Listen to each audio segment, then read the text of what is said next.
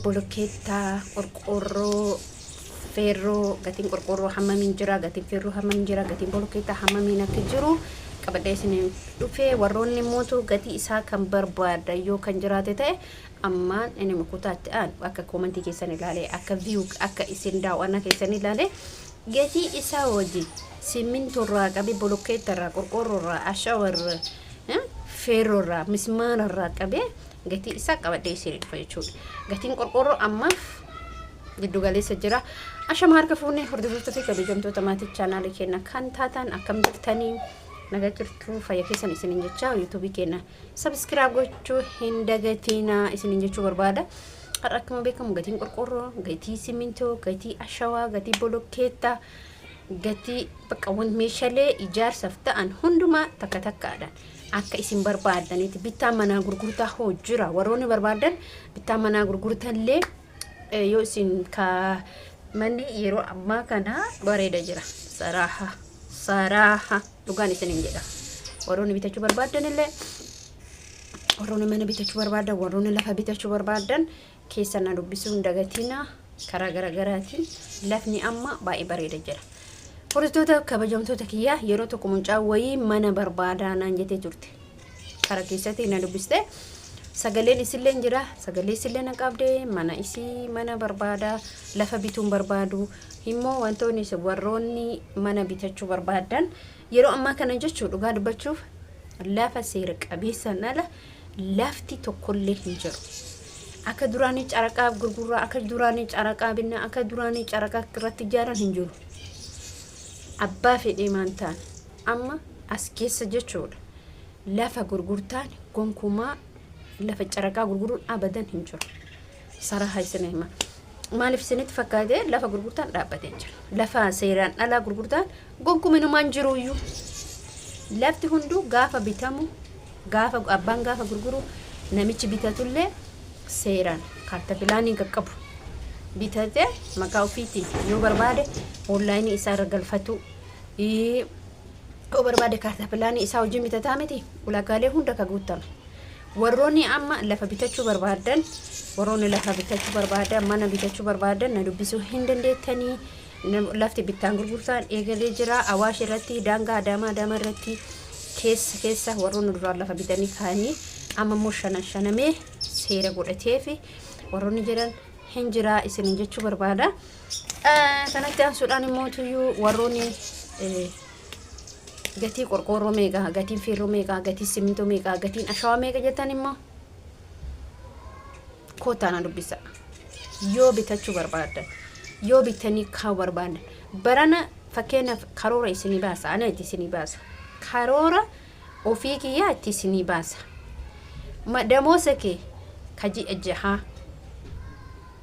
tokko keetiin damoosa kee kan nyaattu ati ji'aan 40 nyaattaa 50 nyaattaa 30 nyaattaa kuni karoora mataa kiyyaati. Tokkoffaa mana ijaaruuf yookiin birrii sadii haa jennu mana ijaaruuf waggaa tokko birrii waggaa tokko meeshaa qofaan bitta sanuu yeroo inni gadi bu'e kanatti daddaftee bitate simmintoo bittee yoo keette wanta kan ta'u bolokkeetta bittee yoo keette wanta kan ta'u ashawaa bichaa bittanii kaana dhugaa jirtu ani akka namni amma kijibee maal jedhu kana hin jiru na bira saaqee isinitti hima adii isinitti hima nama biyya ambaa keessa ture maal isinitti fakkaate tokkoffaa ashawaa bittanii hin kaana hamma fedhe maasumunii takkan taane ashawaan gaafa bitamee kaame deemee gara biyyeetti jijjiirama isin galee ashawaan gaafa bitamu yulaalatamee bitama ashawaan amuma bittanii amma barana bitanii waggaa kana on ijaaran jette hin danda'amu. Ji'uma jaha gaafa taa'u itti roobaa inni gara biyyeetti jijjiiramaa dhufa. Okay. Lammaffaa wanni isin jalaa hin badne gonkumaa qorqorroon hin badu, simmintoon hin badu, bolokkeenni hin badu. Kun hundi garuu maal gooti fakkaate atti wanta bitteetti kaatu qaba. Mana saarvisii ijaartee fi yookiin fakkeenya gibbii jiraa miti.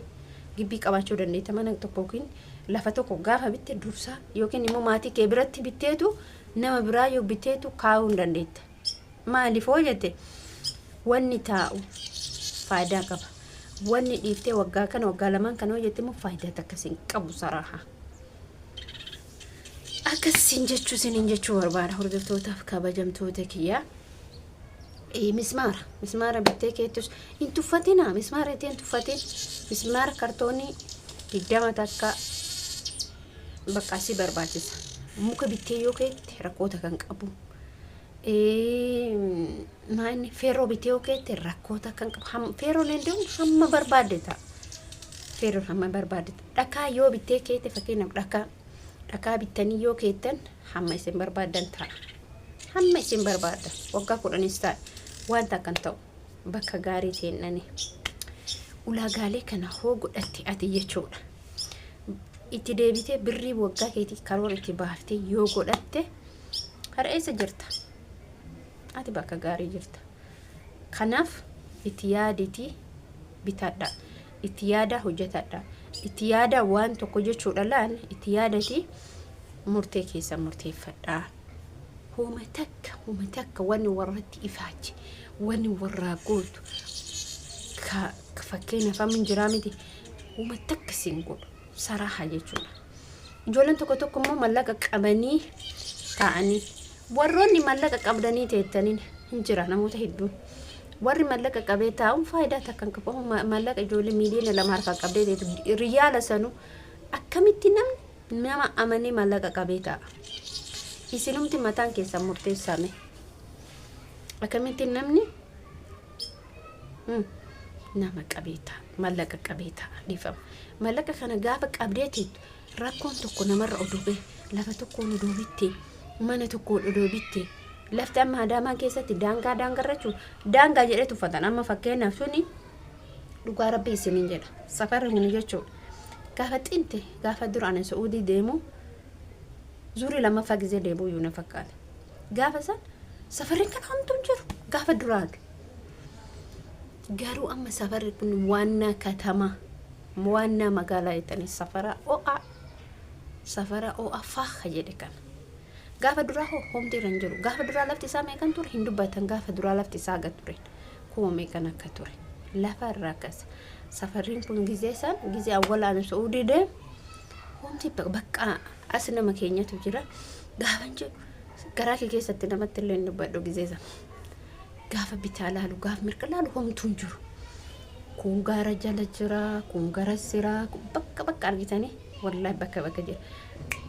Ergasii immoo gaafa ani galumoo xiqqa jedhe safara haftaamii bicha qabate. Safara akkam namni jaan hin laalin jedhamu safara haftaamii bicha. Wallahi lazim safara haftaamii bicha jettanii bakka. Maaliif namni iddoo akkanaa kana hin tuffatu? Iddoo daangaadha jettanii hin tuffatina. Bakkuma argitanitti gadhaabadha. Bakkuma lafa seera qabu taana bakka fedhootaa rakkoon takka hin jiru. Atummaan lafa seera qabu qabaadhu malee. Atuma waan qalbii qabaattu bitadhu malee. Akkas isiniin jechuu barbaada. Viidiyoo kee asuma irratti dhaabaa yoo gatii isaa hojii barbaadan immoo borumatti isin viidiyoo ta'an isin hojjedha. Akkasii ufitti ilaalina ufitti taphatina bitamee kaamuu danda'a waan takka rakkoon qabu. Amma maal isin fakkaata haftaamiin jechuudha. Bitee gisee rakasa wallahi bitee akkatti daraddaree kaa feeruun bitaa bulokkeetiin bitaa simintoon bitaa ashawaa qofan binne.